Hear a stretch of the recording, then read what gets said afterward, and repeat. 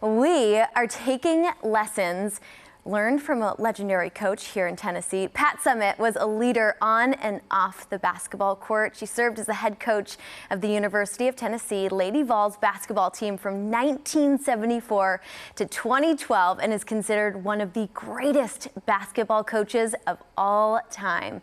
And that's why we're celebrating her legacy today. We're here with Christina, president of Pat Summitt Leadership Group. Welcome in. Thank you. Thanks for having me. I love this topic because Pat was a true pioneer.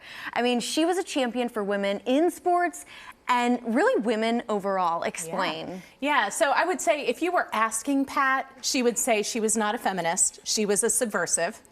She just wanted to make sure that everything was fair. I mean, when she started coaching back in the 70s, women were still playing half-court basketball.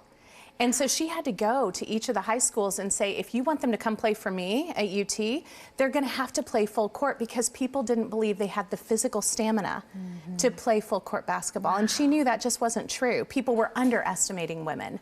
And she felt that in her own career. She was the first female coach to ever make over $1 million. Wow. She fought to get parity with her peers because she knew the value she was bringing to the organization and she knew what she was worth. Yes. And if you look at her legacy, she had 63 former players who've gone on to coach, whether it's high school, college, or even in the pros. Yes, and she was so humble. I'm so glad that you mentioned that. She was. You say her success was not an accident because she had these founding principles. What were they, and how can all of us really apply those in our everyday lives? Yeah, so what was great is while she was still here with us, she was actually going out and speaking to organizations like the CIA and Homeland Security about her success principles. And so she compiled them all into her definite dozen. And so we have those principles today to help you develop loyalty and trust and accountability and learning how to really work hard and be disciplined. And so we have that. And in conjunction with that, we also have all of her principles of how she became a really strong female leader. And so we've been able at Pat Summitt Leadership Group to combine that into our leadership programs, including one just focused on women in leadership, which has really been great to be able to share her legacy. That's so awesome. And as you were mentioning, I mean, businesses can take advantage of this. Individuals can take advantage of these lessons that you learn through the leadership group. I want to talk about the winning attitude, because it is Women's History Month. It's March Madness season after all. What does it take to have a winning attitude? Well, you have to start by defining your vision, right? You have to know where you're trying to go. Now, Pat was key at this. So before her players would ever play a single game, they would go and she would sit them in the court and she would walk them through what it was going to be like when they won the national championship. She would tell them, here's where the banner is going to be, here's the podium. She would go so far as to say, do you have an outfit that you're going to wear when we meet the President of the United States? Because we're going to the White House. Oh. And so they felt it. And they knew that it was possible and that she believed it was possible. But then beyond that, you've got to develop a positive attitude.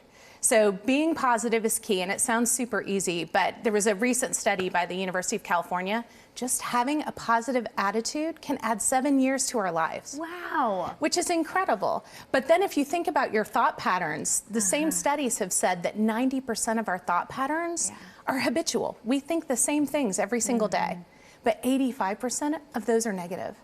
I was going to say, sometimes it's easier to be negative. It is. And so clearly it's proven. Yeah. I love this. So let's create those habits, everyone. That's positive mental habits. My friend says PMA, positive mental attitude. I love it. That. He would have been friends with Pat. That's perfect. I do want to talk about Tyler, her son.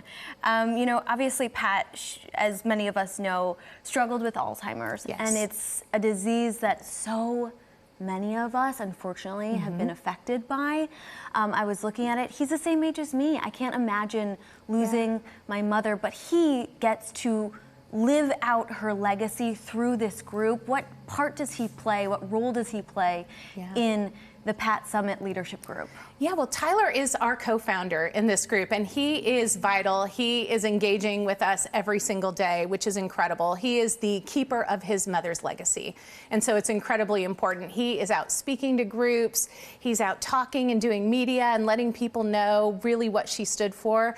And then he splits his time with the Pat Summitt Foundation, where they're really working hard to raise money for Alzheimer's research, and they're just doing amazing things over there in Knoxville to really further the study of Alzheimer's. And it's just a passion in his heart to make sure that her legacy and everything she was, both on and off the court, lives on long beyond her. Yes, I heard this quote that he said, you know, she still had her humor.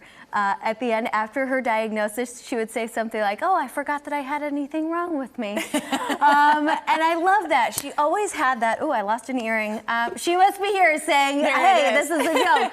I got to ask you, what is the biggest lesson that you have learned about Pat Summitt?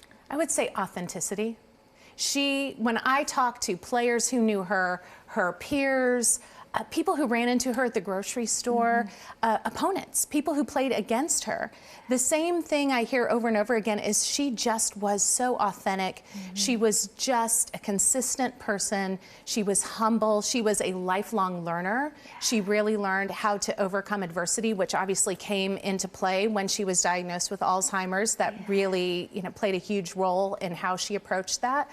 So I think just understanding how impactful you can be as a person if you really make sure you're true to yourself, you have a core set of values, and you live those out every day. And I think she was such a great example of that.